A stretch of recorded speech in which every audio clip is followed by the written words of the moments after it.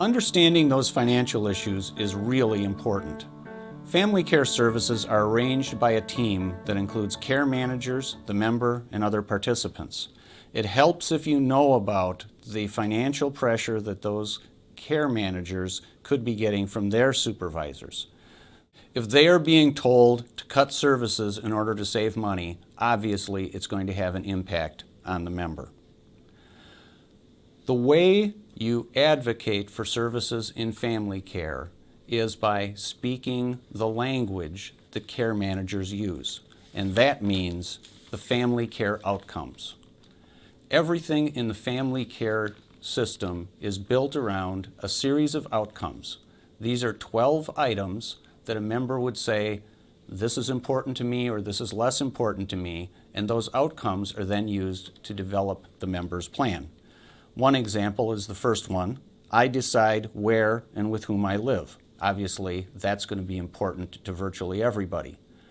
The member is going to say, I want to live with certain people, I want to live close to my church, I want to live near my friends, and the member might also say it's important for me to live in my own home, or it's important to me to live in a group home where I can get certain services, or perhaps a supported apartment.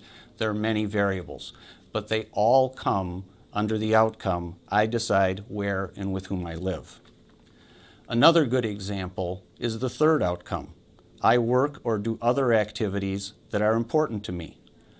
The member would explain to the members of the team, I want to perhaps work in the community so many days a week.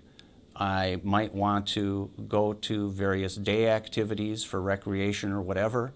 I might want to go to a facility and do work there. There are many things that I might decide are important to me as to how I spend my day. The rest of the 12 family care outcomes work exactly the same way.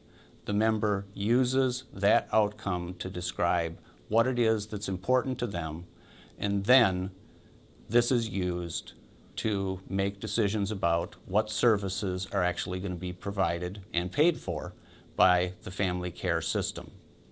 So let's say there's a proposal to take away some service that a member wants.